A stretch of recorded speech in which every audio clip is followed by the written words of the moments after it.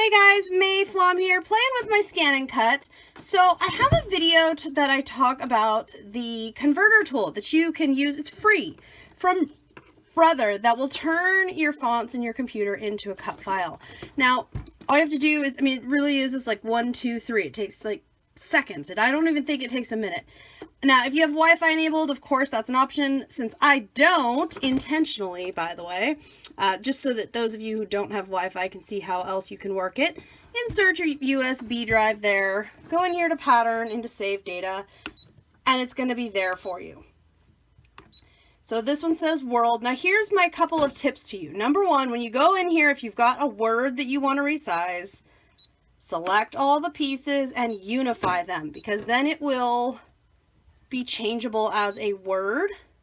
My second piece of advice, do one word at a time when you are creating with when you're making the files. Make them each one word. It's a little tedious just because, watch, now I have to come back in here and I have to put the wizarding. Yes, we're working with Wizarding World of Harry Potter today. I'm so excited.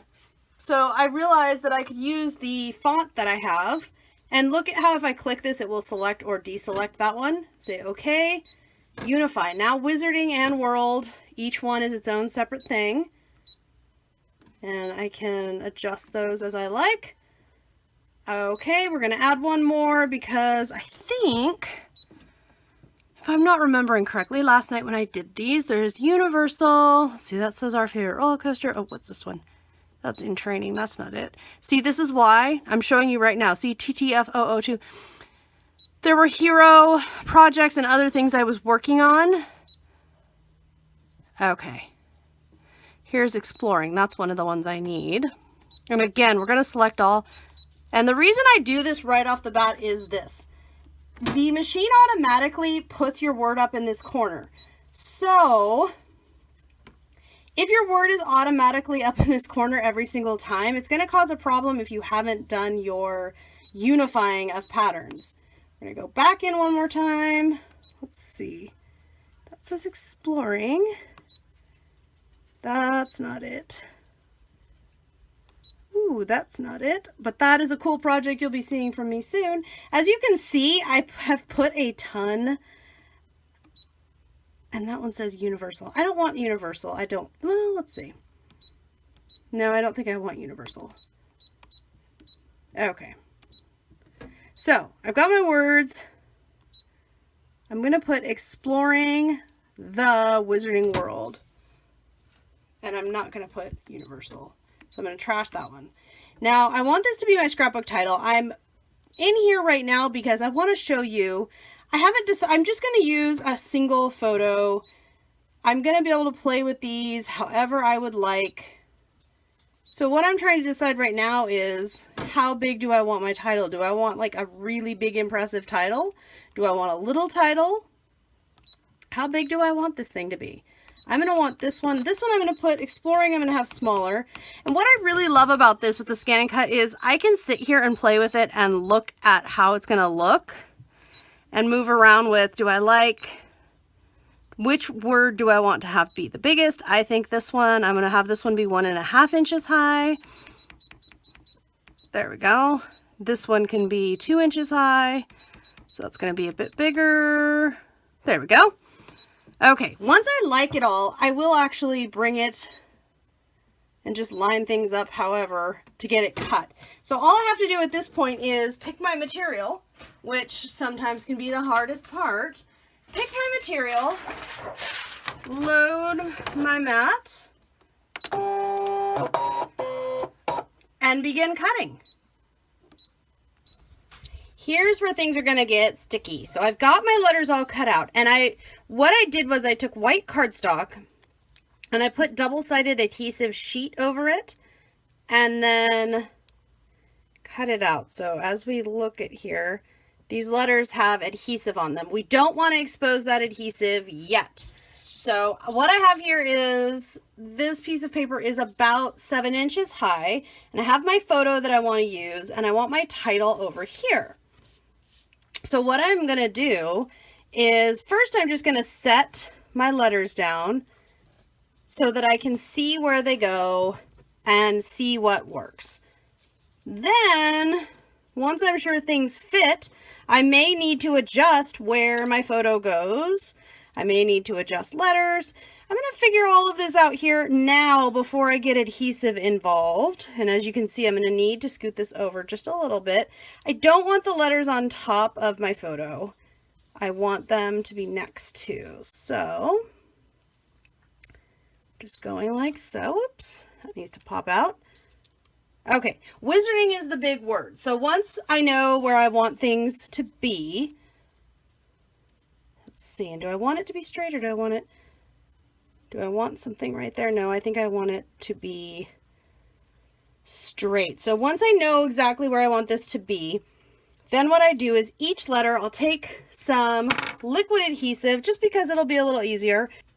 So I just need to get enough to stick on there and then place the letter.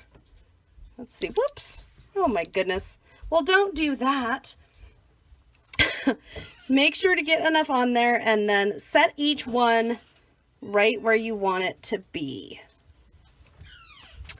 All right, so now what I'm doing is individually peeling the backing off the front of the letters. That backing was covering the adhesive. Now, if you've got any spots that need help, you know, that didn't quite stick the way you wanted to, you can go ahead and take care of those. Just make sure there's no wet adhesive anywhere you don't want something to stick, because the next step is get out the gold leaf. And I'm using one that also has some kind of coppery colors in it. Sprinkle that, be generous, okay? Easier to just let it all out at first and then wrangle it back in. And notice the picture is gone. We're not worrying about the picture. And then what I like to do is just take something and just kind of press before I start trying to remove. The reason for the press is to ensure that every little bit of my title has some gold leafing pressed into it. That none of my title is somehow like there was a pocket of air or something and there's none there. It's fully covered. So because this was dry adhesive, there's a few spots that I have wet adhesive on there, but not many. What I'm going to do now is go ahead and first and foremost, in a very controlled kind of a fashion, gently tap and see what will come off here. Once we've gotten a good amount off, and I can kind of use my finger here, although I try to avoid that, just to shake up anybody that's just definitely loose, that is not going to stick around at all. Okay, so like so.